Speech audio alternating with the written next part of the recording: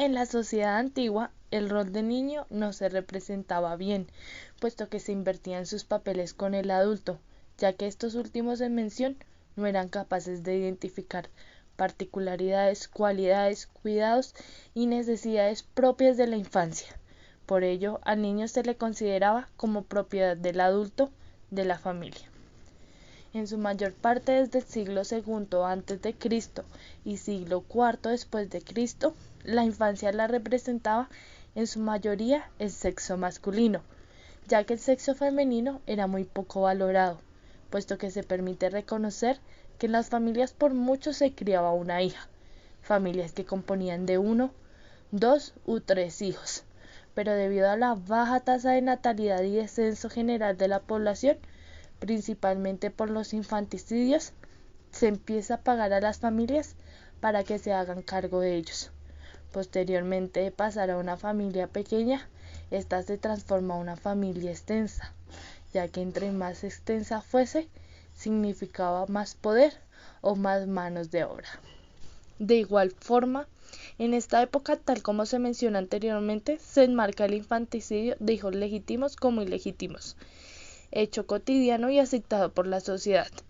En primer lugar, a todo niño que no fuera perfecto en forma o tamaño, o que llorase demasiado o demasiado poco, así como también aquel recién nacido que no era digno de ser criado, como en su mayor parte la niña, o por ser producto de una relación adulterada, o por las proyecciones temerarias, ansiedades de sus padres hacia sus hijos. Los niños eran arrojados a los ríos, echados en muladares y zanjas, envasados en vasijas para que se murieran de hambre y abandonados en cerros y caminos, como presa para las aves, como alimento para los animales salvajes. Hasta que entrado el año 374 después de Cristo, empezó a ser considerado como asesinato en las leyes. En cuanto a los niños que se les perdonaba la vida, desde aquel momento en que su padre decide que es digno de ser criado, se convierte en el padre de su madre y de su padre, en el aspecto positivo o negativo, ya que la idea de que el abuelo renace en el niño era común de la época. De allí que el niño viviera rodeado en una atmósfera de muerte y de medidas contra la misma. La infancia moría porque comúnmente existía la costumbre de dejar solo a los niños. Por ello, muchos morían quemados, ahogados, asfixiados, golpeados, sacrificados, inclusive por sus propios padres. Sin embargo, los índices más altos de infanticidio eran cuando el niño se encontraba a cargo de la nodriza, pues ella era quien mayor parte del tiempo se hacía cargo de él e incluso era quien en su mayoría lo alimentaba. Asimismo, las medidas más que contra la muerte eran referentes para contraer la maldad a los bebés. Se les envolvía en fajas o en vendas desde la cabeza hasta sus pies, imposibilitando cualquier movimiento. Los exorcismos, purificaciones y amuletos mágicos también eran considerados necesarios para ahuyentar a la multitud de fuerzas mortíferas que se suponía que acechaban al niño y se la aplicaban a él y a lo que le rodeaba: agua fría, fuego, sangre, vino, sal y orina, sobre todo al combatir los terribles sueños a la hora de dormir. Otra práctica común era el empleo de andadores para impedir que el niño anduviera a gatas, lo cual se consideraba propio de los animales, y su vestuario era más que todo ligero, con el fin de fortalecerlo, pero también era igual al que portaban los adultos. Por otra parte, en cuanto a la sexualidad, el niño vivía sus primeros años en un ambiente de manipulación sexual. En Grecia y Roma no era infrecuente que fueran utilizados como objetos sexuales por hombres mayores. La práctica sexual preferida, tratándose de niños, no era el fellatio o estimulación oral del pene, sino la cópula anal, así como la castración desde la cuna para frenarle sus deseos sexuales. pero para que gozaran de ellos hombres que gustaban de la sodomía con los niños castrados. Además de ello, en cuanto al sistema educativo en este periodo, aparece la escritura en las cuales utilizaban los pictogramas como medio de comunicación. A los niños se les educaba intelectualmente, mientras que la educación de las niñas partía de los quehaceres del hogar, los quehaceres domésticos. La educación, sin embargo, no era pública y acceden a ella mayormente las clases privilegiadas. En Grecia, los niños se acercaban a ella a partir de los 7 años. En Atenas, la educación era impartida por un esclavo que ejerce como tutor. A este esclavo se le denominaba paidagogos. Edad Media. Para seguir en este viaje al pasado de las infancias nos dirigimos a la Edad Media, comprendida entre los siglos V y XV, que en un contexto social abarcan los tiempos conmemorados como la caída del Imperio Romano de Occidente, que está determinado entre el año 476 y para el año 1942, cuando se da el descubrimiento de América. Esta edad es reconocida como la del feudalismo, donde la organización social, política y económica tenía como base la tierra y el vasallaje. Esto para contextualizar cómo y el porqué de lo que vivieron las infancias por estos tiempos. En cuanto a la familia, como se veía de la época pasada, la parte de la sexualidad y el coito ya no tenían una separación del placer. Así que era utilizado para fecundar y para hacer un acto de satisfacción. Como se presenció en los hogares, la cama del señor y su esposa eran el lugar más importante. Y fue donde primero tuvo intervención el clero, ya que en el proceso nupcial hacía la bendición de este lugar para tener un próspero fecundo. Esto porque para aquel momento se vivía que los nacimientos era la mayor riqueza del hogar, porque permitía un poder sobre los demás. Narramos en nuestra crónica este momento en particular porque determina el papel que los niños iban a tener y de la forma en la que eran vistos como productos indispensables, y fue llamado este hecho el nasciturus.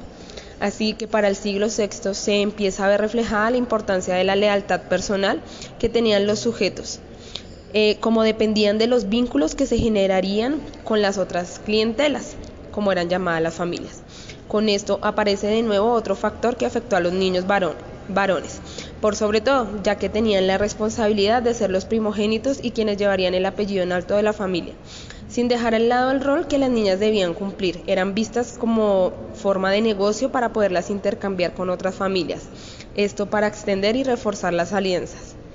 Entonces, por aquellos tiempos, el tener muchos hijos se hacía necesario, así que la fecundación y nacimiento de los niños dio un golpe social. Pero con esto se hace presente la ilegalidad del infanticidio. No se permitía dejar a los niños abandonados, y esto por presencia de la Iglesia a estos casos. Se dio esta importancia al niño por cuestiones morales y también higiénicas, sobre todo en clases más altas, pero igual el pueblo popular no podía permitir el descuido de sus hijos. Igualmente, esta evolución se ve ligada a la teoría de la educación. Ya con el paso del tiempo, en la Alta Edad Media, la infancia iba perdiendo ese valor adquirido en la infancia. Un poco más adelantada era confundida con la juventud, así que no tenían claro este concepto de infancia. Esto llevaba a que los niños más pequeños fueran sometidos a los más grandes cumpliendo el método homérico. Entonces, para aquel momento, el lugar donde se conservaba la ternura de la infancia eran los monasterios. Esto evidenciaba que para ese entonces los niños no se les respetaba sus distintas etapas que debían atravesar.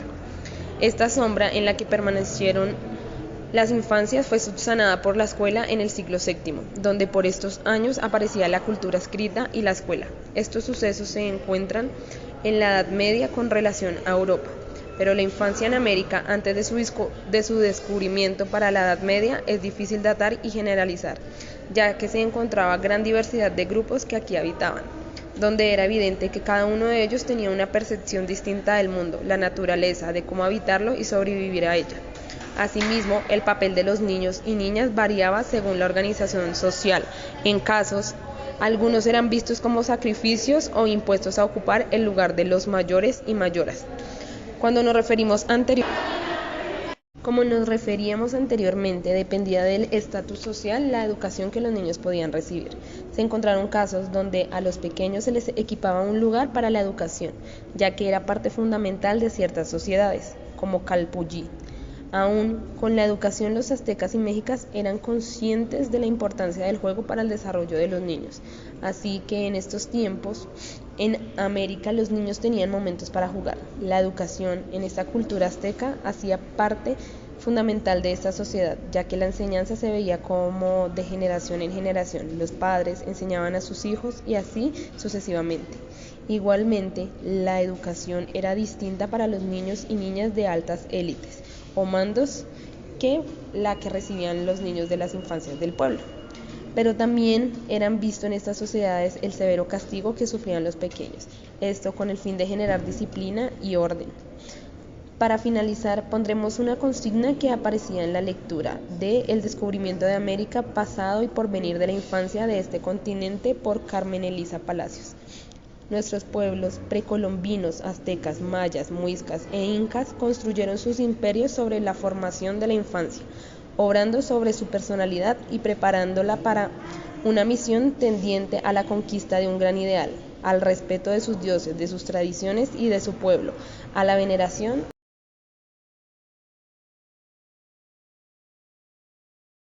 La infancia en la Edad Moderna. Dando continuidad a la concepción de infancia, nos centramos en la Edad Moderna. Esta da inicio del siglo XV al siglo XVIII. En la Edad Moderna las familias obreras solían ser muy numerosas, concebiendo muchos hijos.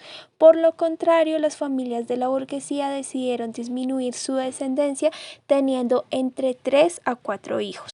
Una de las costumbres que se tenía era envolver a los bebés en una faja, para evitar sus movimientos y para poder trasladarlos de una manera más fácil e eficiente. La concepción de infancia que tenía la sociedad en este momento era que visualizaban a los niños como un adulto pequeño. No existía una vestimenta específica para los niños o niñas. Los infantes vestían igual que los adultos, solo que su ropa era hecha a la medida. Sobre el siglo XVIII, la familia le dio un lugar e importancia a los niños y a las niñas. La educación de los infantes se basaba en la ternura y atención de sus padres. La sociedad entendió que los niños y niñas tenían una personalidad propia de su edad. La infancia tuvo la oportunidad de escolarizarse. El sistema educativo de la época era muy estricta, donde los malos comportamientos eran castigados fuertemente. De aquí nos trasladamos a América, exactamente a Latinoamérica, en la época de la conquista. Aquí en este territorio existían pueblos indígenas, los cuales fueron sometidos fuertemente a realizar trabajos arduamente para la corona.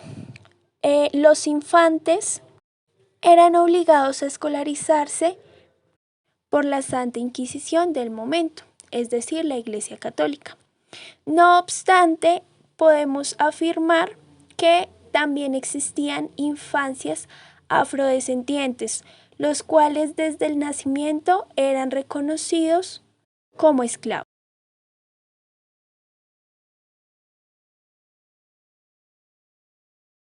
La educación se basa principalmente en el sistema sociopolítico que rige en el momento.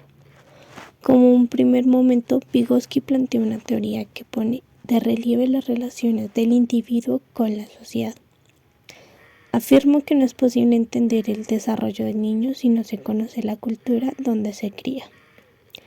Este concepto lo hemos visto a lo largo de la historia, sobre todo en la parte contemporánea.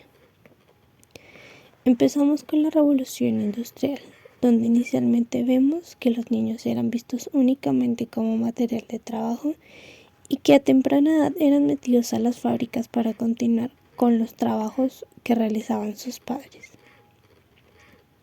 Con el pasar del tiempo vemos cómo la evolución y el fortalecimiento del Estado dan origen a los llamados hijos del Estado, donde desde muy pequeños los niños pasan a personal especializado en las guarderías y jardines infantiles, como se sigue viendo actualmente.